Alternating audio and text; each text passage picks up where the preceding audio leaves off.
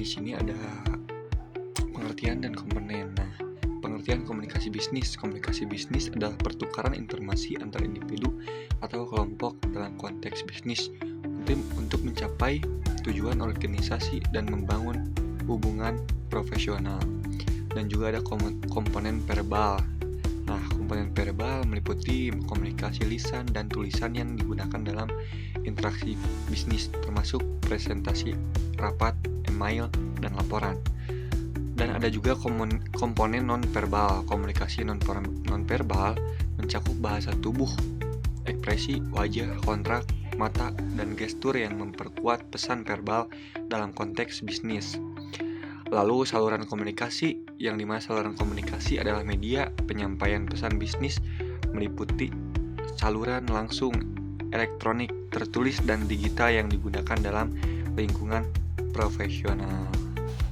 Nah, lanjut, dan jenis-jenisnya itu adalah komunikasi internal, komunikasi verbal, komunikasi eksternal, dan komunikasi non-verbal. Nah, hambatan komunikasi bisnis nih. Hambatan fisik seperti gangguan lingkungan, seperti kebisingan, jarak fisik, dan masalah teknis yang menghambat penyampaian pesan dalam komunikasi bisnis. Ada juga hambatan semantik. Hambatan semantik ialah kesalahpahaman makna kata, istilah teknis, atau jargon bisnis yang berbeda, interpretasi antara mengirim dan penerima pesan.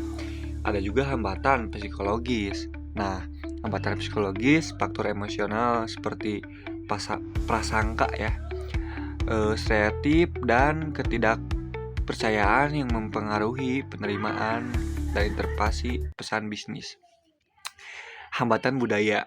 Nah, hambatan budaya ini adalah perbedaan nilai, norma, dan kebiasaan komunikasi antar budaya yang menyebabkan kesalahpahaman dalam interaksi bisnis global. Lanjut. Nah, komunikasi bisnis itu apa sih?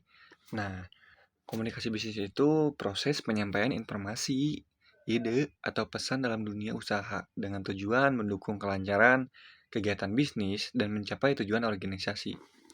Singkatnya sih kayak komunikasi yang dipakai supaya bisnis bisa jalan dengan efektif dan profesional. Nah, kalian tahu nggak tujuan komunikasi bisnis itu apa aja?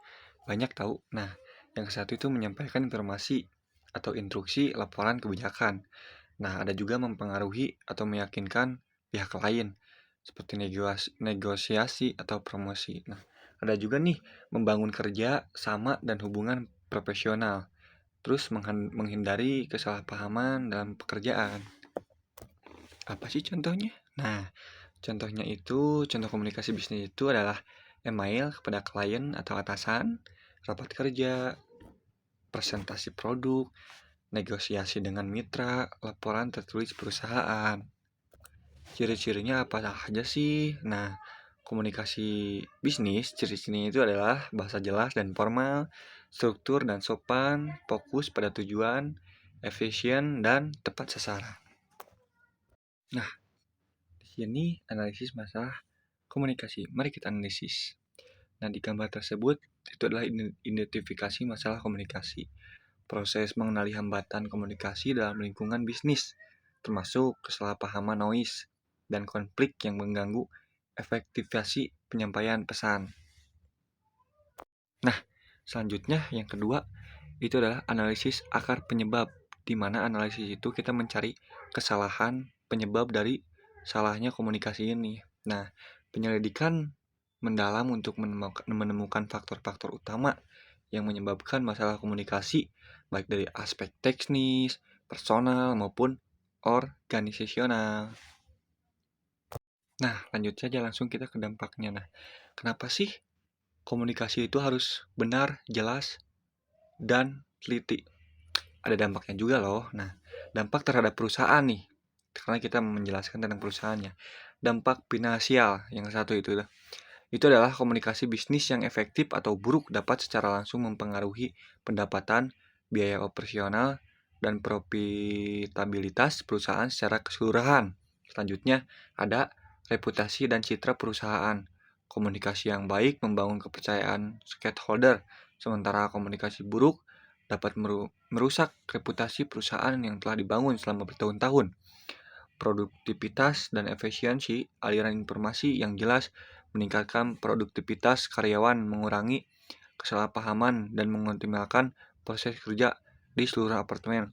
Nah, kita juga harus berkomunikasi dengan benar.